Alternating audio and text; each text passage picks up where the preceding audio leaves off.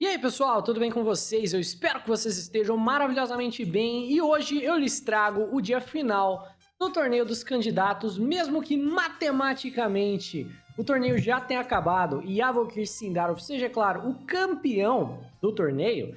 Ele ainda vem hoje tentando quebrar o recorde que antigamente era do Jan Nepomniachtchi de 9 pontos e meio. Ele tá tentando aí fazer 10 pontos. Para isso ele precisa apenas empatar com o EI. E hoje eu trago 3 partidas, na verdade. Nós vamos ver brevemente a partida do Sindarov e o EI, e nós vamos ver 2 partidas imortais maravilhosas, que foram jogadas entre Fabiano Caruana e Esipenko, a primeira delas, e a segunda delas, Nishigiri jogando contra Blue Ball. Impressionante que quando o torneio acabou, todas as partidas são resultados assim incríveis, com partidas cheias de ação e cheias de sacrifício, mas vamos lá. Sindarov jogando de brancas aqui contra o EI, joga a abertura dos 4 cavalos e a linha espanhola com bispo B5, né? E o EI joga o gambito Rubinstein com o cavalo D4. A ideia geral é a seguinte, né? Cavalo em D4 parece um gambito, mas é um gambito meio fake, porque se você toma esse peão de E, o jogador de preto tem uma maneira forçada de recuperar, que é dama E7, né? Então cavalo por E5, vem dama E7, você tem que tirar o cavalo daqui. Quando você tira o cavalo daqui, o peão de E cai na sequência. Normalmente, se você tentar segurar o cavalo com F4, vai vir cavalo por B5 e D6. Agora sim você vai ter que tirar o cavalo daqui. E agora o peão cai com cheque de qualquer maneira. Você perde o roque, ameaçando o torreão que ganha a dama do adversário, mas ele defende C7 saindo da ideia da mesma forma, e essa posição é uma posição completamente igual. Então é um gambito ofertado pelo EI, mas é um gambito meio falso, né? O jogador de branca, se aceitar, não vai ficar com o peão a mais, e o Sindarov nem aceita o gambito. Ele joga cavalo, toma cavalo, vem peão, toma, e aqui ele avança, né? Basicamente ofertando a troca dos cavalos. Peão por cavalo, né? Peão por cavalo, dama toma, peão toma. Nós temos bispo em C5 ameaçando checkmate, dama cheque para evitar, a troca das damas aqui basicamente, né? D5, bispo em F4 desenvolvendo, e depois da troca aqui dos peões dobrados, a gente tem uma estrutura completamente simétrica, e basicamente o que acontece é, o Sindarov traz as torres para a coluna E, a oferta que é a troca dos bispos que o EI aceita, o EI traz a torre para a coluna E também, eles trocam torres, jogam mais alguns lances aqui, e concordam em um empate por tripla repetição. Tudo isso aconteceu sem brincadeira, né? Esse empate aconteceu com menos de 10 minutos do início do dia de hoje, né? Os jogadores normalmente jogam por 6 horas. Hoje o Sindarov já sabia que ia ganhar de qualquer forma, então em menos de 10 minutos, este é o resultado, acredite ou não. A partida empatou numa linha de empate aí que os dois jogaram, é claro, com 99% de precisão, mas isso tudo é uma linha de empate bastante conhecida. Em 10 minutos, e Sindarov é campeão com um recorde histórico. Bacana, né? Obviamente é um feito incrível para o Sindarov, estamos todos muito animados para vê-lo disputar aí o campeonato mundial, Olimpíadas e tudo que vai vir adiante, mas essa partida não foi nem de perto das partidas mais legais do dia. Agora vamos ver de fato as partidas mais incríveis do dia de hoje, né? Não valendo absolutamente nada. Esipenko joga E4, Fabiano Caruana joga C5, a defesa siciliana. E claro, os jogadores ainda querem ganhar pontos de rating, querem ganhar dinheiro de premiação. Então, independente de resultado aí no campeonato, os jogadores vão dar o sangue para vencer suas partidas. Nós temos cavalinho F3, peão em D6 é a variante moderna, controlando o E5, né? Controlando o avanço do peão para poder jogar cavalinho F6. Vem peão em D4, abrindo o centro, peão toma, cavalo por, cavalo em F6 ameaçando o peão de E, cavalo C3 defende e A6 é a siciliana Najdorf. Normalmente na Najdorf, o jogador de brancas vai jogar ou o bispo em E3, ou o bispo em G5, ou o bispo em E2, ou o bispo em C4, ou H3, ou A3, ou qualquer coisa. Todo lance é um lance. E nessa ideia de que todo lance é um lance, nós temos por parte do Esipenko um lance muito estranho, né? Ele joga dama D3, que é um lance dificílimo de você entender a ideia, né? É muito diferente dama na casa de D3. E o Fabiano Caruana diz o seguinte, tudo bem, eu vou jogar a dragão, vou jogar a Dragonborn. Por quê? Porque na dragão tradicional, né, vamos imaginar que eu tivesse jogado G6. A linha principal é algo nesse sentido. Brancas jogam bispo E3, eu jogo bispo G7, vem F3 para evitar cavalo G4, roque, dama D2, cavalo C6 e bispo C4. Então essa é a linha tradicional. E o jogador de pretas normalmente vai querer brigar pelo ataque que as brancas estão montando ao longo dessa diagonal com a seguinte manobra, né? A seguinte manobra seria a ideia de eu jogar, né, bispo B3 aqui, cavalo em E5, e depois jogar cavalo em C4, dando um duplo na dama, no bispo, e forçando o jogador de brancas a entregar o bispo em cima do cavalo. Por que exatamente isso faz você, de alguma maneira, querer jogar dragão quando a dama está em D3?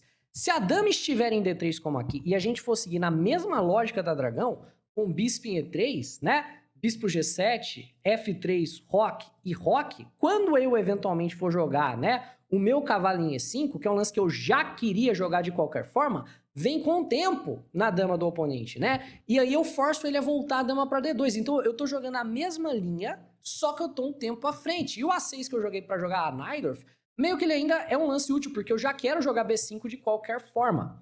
Então, o esse penco vai ter que adaptar-se para jogar uma dragão pior, né? A gente tem aqui, na verdade, uma Dragondorf piorada para as brancas. E essa mesma ideia de dama D3 mais cedo já foi punida pelo próprio Fabiano Caruana jogando contra o Jan Nepomniachtchi, né? Tem partida aí do Fabiano imortalizando o Nepo. Dito isso, vamos lá. Bispo G5 do esse penco, lance interessante, já muda um pouquinho o sistema. Bispo G7, roque grande e roque curto. Posição de roque em alas opostas sempre é muito bacana. Tem bispo em 2 por parte do esse penco, evitando ideias de cavalo G4 sempre, né? Podendo potencialmente, né, jogar a dama em E3, a dama em D2 e afins. Cavalo em C6 do Fabiano Caruana. E para não trocar os cavalos, né? E também para poder tirar a dama sem nenhum tema tático do cavalo ficar pendurado duplamente ameaçado aqui pelo bispo no descoberto do cavalo de F6 e do cavalo, esse penco joga cavalo B3 e vem bispo em E6 por parte do Caruana, trazendo um bispo aqui para essa diagonal. Olhe como estão posicionadas ultra agressivamente os bispos aqui do Fabiano Caruana, em adição às ideias de ataque tradicionais que a gente já tem normalmente na ala do rei, né? Vem dama em E3, então, por parte do esse penco, já meio que esperando que cavalo em E5 viria. Então ele não vai perder tempo, ele realinha a dama e o bispo para poder jogar bispo em H6, que é a ideia tradicional da Siciliana Dragão. Por isso que o Fabiano entrou nessa linha, são 2 tempos gastos com a dama, um para jogar dama D3, um para jogar dama em E3 e jogar o bispo em H6. E torre C8 joga o Fabiano Caruana, trazendo a torre para a cara do rei. Rei B1 é claro, né? Um lance sempre bom para se jogar. Cavalinho E5, o Fabiano já queria jogar dessa maneira de qualquer forma. E nessa posição, por alguma razão, André Sipenko decide jogar H3. Imagino eu que na ideia de que com 2 cavalos podendo vir para G4, a ideia do cavalo G4 incomoda muito, né? Então H3 evita cavalo G4, porque esse cavalo G4 bispo por, cavalo G4 ataca a dama, né? Da mesma forma que evita bispo em H6 e atrapalha o plano tradicional do jogador de brancas, né? Só que aqui as pretas já possuem, né, no lance de número 13 ainda, nem saímos da abertura, um lance simplesmente inacreditável, né? Eu não vou fazer suspense pra cima de vocês, provavelmente quem clicou no vídeo viu a thumbnail dessa partida insana. Então aqui o lance espetacular do Fabiano Caruana claro, é torre por cavalo. Esse sacrifício é extremamente temático na Siciliana Dragão, exatamente o mesmo sacrifício que o Caruana utilizou para derrotar o Nepo naquela partida que o Nepo jogou dama D3, a mesma coisa que o esse penco fez, né? Só que normalmente, torre por C3 é um sacrifício que tem uma compensação muito clara porque dobra peões. Nesse caso, as brancas podem simplesmente tomar de dama e não ocorreria a dobra de peões na frente do rei.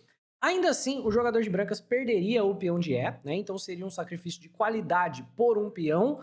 E o jogador de pretas também conseguiria eliminar o bispo de casas escuras das brancas, que é boa parte da pressão de ataque que as brancas costumam ter. Depois de dama em E3, não tem ideia de bispo em H6 e aquela ideia de H4, H5 checkmate, porque cavalo por, né? Dama por, e o jogador de pretas ainda tem toda a sua enorme, gigantesca pressão de ataque, com os bispos mirando aqui a ala da dama, com a ideia de dama C7, torre C8, B5, A5, A4, tira o cavalo daqui e tudo tá mirando a ala da dama.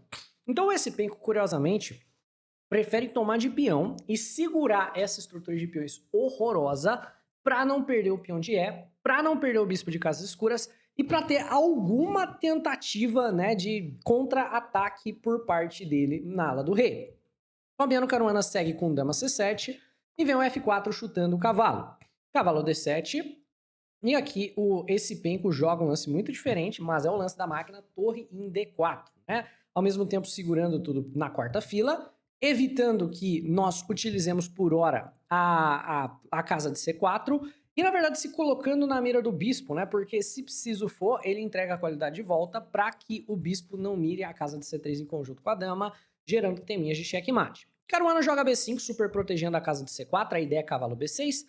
E aqui, o esse-penco verdadeiramente só tem um lance, que é o F5, na verdade. Tentando bagunçar a estrutura de peões na frente do rei, forçar o bispo a vir para C4, né? Forçando, por exemplo, peão toma e bispo toma. Então, ou o Caruana fica com a estrutura na frente do rei completamente debilitada, o esse-penco tem, de alguma maneira, um contra-jogo, ou o Caruana joga bispo C4 ao ponto que ele toma, peão toma, cavalo D2, e o peão da casa de C4 é um alvo, pelo menos por enquanto, né? Mas ele teria que segurar essa estrutura na frente do rei completamente exposta, onde o Caruana certamente vai trazer o restante das peças para atacar. Ele não encontra o F5, ele joga peão em G4, e o Caruana segue com o cavalo B6, com a mesma ideia, né? Ele queria apoiar o F5, mas o Caruana apoia a casa de C4. Então vem o F5, bispo C4, bispo toma, só que dessa vez o Caruana não toma de peão, ele toma de cavalo, deixando os peões livres para se movimentarem, ainda deixando o peão do C3 como um grande alvo de longo prazo, e com esse cavalo extremamente forte, ameaçando a dama, ganhando tempo, e também, né, em volta do rei, com ameaças de vir para a casa de A3. O esse-penco joga a dama em E1, e o Caruana joga o A5 para jogar A4, chutando o cavalo daqui. Vem bispo C1 para controlar a casa de A3, e o Caruana joga cavalo D7, liberando o bispo com tempo na torre, e o esse-penco faz o correto da posição, né? Nessa posição, o esse-penco já tá levando aqui um couro absurdo, né? Tá sendo completamente imortalizado pelo Fabiano Caruana. A única coisa a se fazer, sacrifica a torre, joga H4, né? Sacrifica a qualidade de volta e tenta atacar do outro lado do tabuleiro. Vale a pena falar que o esse-penco já tá com 15 minutos e ainda estamos no lance de número 20, né? Os jogadores só recebem acréscimo no lance de número 40, falta muito pro acréscimo, e o apuro de tempo já praticamente chegou. Torre C8, Caruana traz mais peças pro ataque. F toma G6, é isso mesmo, né? H toma G6 e H5 atacando o roque do Caruana. Caruana joga o A4 chutando o cavalo, e antes de tirar o cavalo daqui, o esse-penco sacrifica-o, tomando em G6. A ideia sendo, se você toma o cavalo, eu tomo em F7. E aí a gente vai para essa circunstância onde o seu rei já está inseguro e potencialmente eu tenho contra-jogo, né? Tanto pela coluna F, tanto pela coluna H. Por consequência, o Caruana não aceita o sacrifício do cavalo, ele toma em G6 e o cavalo segue ameaçado. O esse-penco joga o E5, né? E segue sacrificando o cavalo, e o Caruana segue não aceitando o cavalo. Ele joga cavalo por E5, não deixando o esse-penco abrir nenhuma linha de ataque e forçando de verdade o esse-penco a tirar o cavalo daqui, que ele finalmente o faz com o cavalo em A1. Caruana então joga dama em C6, certo? Pressionando. O dama em C6 é um lance muito bacana, né? Dama em C6 pressiona a torre, e também é um lance muito legal porque apoia um lance como cavalo na casa de F3, né? Ele apoia ideias de cavalo na casa de F3. Cavalo em F3 direto não funciona porque tem dama cheque. Né? A ideia do dama em C6 primeiro também é pressionar a torre, na verdade, não deixar a dama ter liberdade de movimento sem que a torre acabe caindo. Então, torre em H3, tirando a torre da ameaça da dama, ao mesmo tempo que defendendo aqui a casa de C3. Vem cavalo em F6 por parte do Caruana, certo? Pressionando o peão de G. G5 saindo da pressão. Cavalo D5 pressionando o peão de C. Vem bispo em D2 defendendo e torre em F8 para jogar torre em F3 ameaçando mais uma vez. Torre em H4 por parte do esse-penco, né? Tentando alguma coisa aqui, mas o contra-jogo está totalmente controlado. Não tem torre H8 porque o bispo está de olho. Não tem torre H7 porque não tem lógica, né? Torre em H7 está completamente, né, sob controle, não é cheque, não é nada. Então o Caruana joga a torre em F3 indo atrás do peão de C. Rei C1 aqui por parte do esse-penco tentando a fuga estrelada do rei, sabendo que o peão já vai cair em algum dado momento, né? Então ele tenta tirar o rei do canto que ele sabe que tá vindo um ataque brutal por parte do Fabiano. E o Fabiano joga a dama na casa de D7, adicionando um segundo ataque na torre. Vem dama em H1 com uma ideia de sacrificar a torre em H8 e tentar algum tipo de contra-jogo. Fabiano sabe que não tem nada, joga dama em F5, ameaçando torre F1, que ganha a dama do esse-penco, né? E na verdade vai levar também a checkmate brevemente, certo? Leva uma sequência de mate. E o esse-penco tenta tudo. Torre em H8, sacrifica. O Fabiano diz: isso daqui não leva em nada, meu rei foge tranquilamente. Vem bispo por, torre por F7, torre cheque, perdão, dama cheque, rei E6. Dama cheque, só não pode jogar rei na casa de D7 e levar dama C8 mate, né? Ele bloqueia e dama cheque ele bloqueia de cavalo. Você já viu um rei com tanta segurança em volta dele, né? Acho que vocês nunca viram algo do gênero. Aqui nós temos torre H2 por parte do esse pen com cavalo B6, depois do torre cheque, rei B2 e cavalo B6, e o esse pen com abandona, que esse lance não somente está ameaçando a dama, não somente o esse pen que está com muito material a menos, mas cavalo C4 é checkmate. Então, por exemplo, se você tira a dama da ameaça do cavalo, né, para qualquer casa que seja, cavalo C4 é mate, né? A torre tá cortando todas as casas lá em cima, o peão corta a casa de B e o cavalo corta as duas casas restantes do rei, dando um belo checkmate. Então, o cavalo B6 te força, na verdade, a entregar a dama, né? Você vai ter que jogar algum lance, vem o cavalo C4, e você vai ter que entregar a dama no cavalo, e obviamente não tem lógica seguir jogando a partir daqui. Temos uma vitória praticamente perfeita do Fabiano Caruana, com 96,5% de precisão para cima dos 86% do Esipenco. E, não satisfeito com as vitórias perfeitas, nós temos ainda a partida do Guiri contra Matias Bluebaum, também um imortal. Vem D4, o Guiri joga cavalo em F6, que é a defesa índia, C4 e E6, beleza? É o convite para Ninzo Índia, caso o cavalo C3 seja jogado com bispo B4. Mas cavalo em F3 é a anti-Ninzo Índia, né? Bispo B4 não tem lógica, você bloquearia em D2 e seria a Bogo Índia, uma linha completamente diferente. E vem D5, que transpõe para o gambito da dama recusado, algo que vimos com bastante frequência. Cavalo C6 joga o Matias Bluebaum, bispo em B4, certo? Cravando aqui o cavalo, que é a Ragozin, e dama cheque, seguido por cavalo na casa de C6, né? A Ragozin é uma das linhas que o Guiri mais jogou na carreira. Dama cheque é uma linha teórica que você joga, força o cavalo em C6 e, por consequência, bloqueia a movimentação do peão de C. E agora E3 simplesmente bloqueando aqui, perdão, defendendo o peão da casa de C4. Roque por parte do jogador de pretas, bispo D2 lida com a cravada, D por C4, bispo por C4, e agora o Guiri decide que a melhor coisa a se fazer é tirar esse bispo daqui, voltando ele para D6 e eliminando qualquer tipo de potencial de tática, né? Então, bispo D6. E o Matias Bluebaum, que é um jogador um tanto quanto contido, decide que ele não quer fazer o roque, né? Ele decide que nessa posição, que é uma posição bastante igual, uma posição bem tranquila, ele tá afim de algo um pouquinho mais interessante, porque o Guiri já comprometeu o roque dele pra ala do rei, certo? O Guiri já fez roque por aqui. A torre do Bluebaum tá na coluna H e pode auxiliar no ataque. Então ele joga cavalo G5, que pode parecer um lance completamente sem propósito. Cavalo na casa de G5 pode parecer um lance completamente inútil, porque o cavalo não tá ameaçando nada no momento. Mas esse cavalo, na verdade, é uma peça eterna nessa casa. Ele não pode ser tirado daqui por razões que vocês verão logo logo, né? Vem peão em A6 do Guiri, que vem com tempo, ameaça B5. Então dama C2, ainda não ameaçando nada imediatamente, né? Porque a casa de H7 está completamente defendida, mas isso é o que nós chamamos de uma armadilha da vara de pesca, né? O Guiri joga o H6 chutando o cavalo, e o Bluebaum, sem pensar duas vezes, sacrifica o cavalo com o peão em H4, né? Bluebaum está a farmar brilhantes no campeonato, quando ele não precisava mais arriscar, né? Quando já acabou tudo, está a farmar brilhantes. H4 é a típica armadilha da vara de pesca, né? A ideia é que esse cavalo não pode ser tomado, porque obviamente abriria a coluna H e resultaria na vitória imediata do Bluebaum. Se peão toma cavalo, o peão toma, esse cavalo tem que sair daqui, e aí a dama entra com checkmate. E não adianta você deixar o cavalo aqui, porque peão toma, né? O dano já tá feito, se você joga G6. Peão toma, dama toma, a coluna H já tá aberta. O Bluebaum vai rocar grande, vai dobrar torres na coluna H e vai te dar mate de qualquer jeito, né? Ele vai te atacar por aqui de um jeito ou de outro. Por consequência, esse cavalo é eterno nessa casa. E o Bluebaum, para sempre, vai ter uma pressão de ataque absurda para cima do rei do Guiri. O Guiri pensa por muito tempo e ele decide jogar torre em E8. Né? A ideia do torre em E8 é, se em algum momento eu acabar permitindo a entrada da dama, pelo menos não é mate, pelo menos eu tenho a casa de F8 e a casa de E7. Então, dependendo das circunstâncias, eu posso talvez ameaçar tomar esse cavalo e depois eu faço a fuga estrelada do rei. E vem A3 por parte do Bluebaum, farmando brilhante, porque enquanto esse cavalo estiver caindo aqui, todo lance, teoricamente, é um sacrifício, né?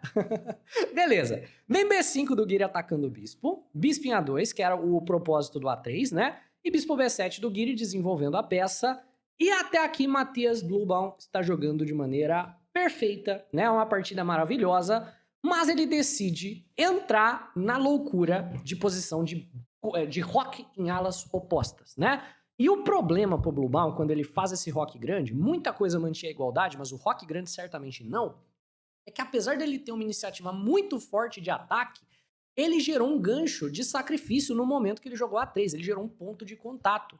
Então vem peão em B4, dando um duplo no cavalo e no peão que está protegendo o rei do Blue Baum. Por consequência, agora, quando ele simplesmente movimenta esse cavalo daqui, vamos imaginar que cavalinha 2, por exemplo, B por A3 abre completamente o rei dele.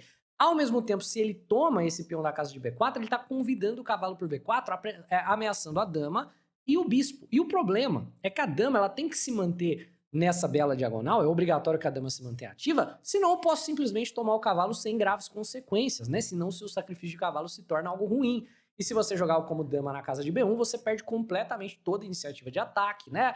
A dama tá numa casa extremamente estranha, o rei não tem lances pra jogar, você vê, o seu rei tá completamente cortado. Eu tenho uma ideia de jogar C5, tomar o peão e trazer a torre e te dar mate, né? Por consequência, esse B4 do Guile incomoda demais. Blue Baum não pode tomar, Blue Baum não pode tirar o cavalo, então Blue Baum gera um contra-ataque, ele joga D5, que é um lance espetacular também. Espetacular o peão em D5. A intenção de peão em D5 é qual? Sacrificar o cavalo, mas não tomar em C6. O objetivo não é esse. O objetivo é abrir essa diagonal. É se livrar desse peão aqui, ó, que mais atrapalha do que ajuda. Parece claro, peão toma cavalo, peão toma, né? Só que eu tomo bispo com cheque. O verdadeiro objetivo é bispo por C3. Deixando aqui o Guiri salvar o próprio cavalo, mas ele tem pelo menos o bispo na cara do rei do jogador de pretas, com ideia de talvez tomar o cavalo, depois infiltrar em H7, contra-jogo. Nishigiri, no entanto, não vai permitir isso. Ele joga o ainda mais brilhante contra-sacrifício, cavalo D4. Cara, essa partida tá insana de boa, né? Olha que partida insana, né? Cavalo D4, qual que é a ideia? Nós vamos trocar cavalo sim, né? Você vai tomar meu cavalo, eu vou tomar o seu, mas não vai abrir essa diagonal. Nós vamos sim trocar cavalos, mas sem a abertura da diagonal. Peão e claro, você tem que tomar porque vem com tempo na dama, se tirar a dama daqui, cai o cavalo de graça. Peão por cavalo, e não tem a ideia, né, de depois de bispo toma, de você ficar com o bispo numa diagonal aberta. Eu tô simplesmente muito melhor, porque agora a minha iniciativa de ataque vem muito mais rápida, porque suas diagonais estão fechadas. Cara, que partida incrível! E Blue Baum, vendo que essa posição é completamente desesperadora, vai pro Ave Maria, né? Tenta a última vez. Ele joga peão de D, toma E6, falando, tudo bem, eu sacrifico o meu bispo com cheque, depois de sacrificar cavalo, eu sacrifico o bispo, peão toma cheque, dama toma, pra quê? Pra eu ter essa pressão em cima de E6 e eu expor seu rei de alguma maneira. F por E6, cavalo por E6, pelo menos monta aqui um ataque descoberto no rei, dama C8. Fala, tudo bem, seu cavalo pode se mover com cheque, não tem nenhum cheque que verdadeiramente importe, não tem nenhum cheque que verdadeiramente incomode nessa diagonal. Por exemplo, cavalo por G7 eu tomo o cavalo. Cavalo por C7, por mais que pressione a torre, depois que eu movimento meu rei, rei H8, por exemplo, seu cavalo tá cravado. Então, na verdade, o Blue Baum fez todo esse esforço para pressionar o rei do Guiri e o cavalo nem se movimentar não quer. Então ele joga dama em A5 para seguir na pressão, né, seguir trazendo peças aqui pro ataque. É um lance de mobilização para tentar que o cavalo, de alguma maneira, dê certo, né? Tentar trazer mais peças pro ataque. E o Anish Giri vai encontrar aqui um lance que neutraliza total e completamente o ataque do Blue Baum, né? Parece que sua torre por cavalo ganha, e ganha de verdade, mas a diferença entre você ganhar um jogo e você ganhar um jogo com estilo é a apresentação, né? E aqui o Nishigiri vai provar a todos que ele possui o mais importante, ele possui estilo. E o Giri joga o incrível, inacreditável Bispo D5, um golpe maravilhoso de interferência, né? Mas, meu Deus, tá atacado duas vezes, dá só pra tomar. Isso dá, certamente dá só pra tomar. O problema é que eu estou cortando a conexão das suas peças com esse cavalo que tá caindo. E tá atacado duas vezes. Bispo toma, cavalo toma e o cavalo cai no fim da linha. E se dama por cavalo e dama por cavalo, É claro, eu tô com uma peça a mais por conta daquele bispo que caiu em D2 naquele sacrifício maravilhoso. O final tá completamente ganho. Isso aqui é uma troca chique do bispo pelo cavalo. É lindo de se ver, é lindo de se ver, né? Na partida, desesperado, né? Você sabe que a peça vai cair, você entrega ela tomando qualquer coisa, rei toma a dama por D5, daminha 6 forçando aqui a troca de damas em poucos lances, né? O Matias realmente vê que tem que trocar as damas, vamos para um final onde o Guiri tá com uma peça a mais depois de muitos brilhantes, G3, torre em F8 tocando o peão de F, torre D2 defendendo, torre em F6 ameaçando, torre em F1, e aqui o Guiri vê uma safadeza, né? Aqui o Guiri vê uma safadeza. Ele joga torre em F3 para basicamente, né, bloquear a movimentação do peão e atacar essa casa duas vezes. O Bulbal não vê o que ele estava tentando fazer, leva bispo por, perdão, leva torre por G3 e abandona, né? Porque ele não pode tomar sem que caia a torre, sem forçar mais e mais trocas, ele já estava completamente perdido no final de qualquer forma, então ele abandona. E nós terminamos o último dia do torneio dos candidatos com nada mais, nada menos do que 2 partidas imortais no dia, né? Do segundo e terceiro lugar no campeonato, respectivamente. Que campeonato foi esse? Eu espero que vocês tenham curtido a cobertura do evento. Para mim, foi um dos melhores eventos que eu vi nos últimos anos. Eu espero de verdade que vocês tenham curtido. Se sim, deixa um like. Muito obrigado por acompanhar. Um abraço e até a próxima. Tchau, tchau!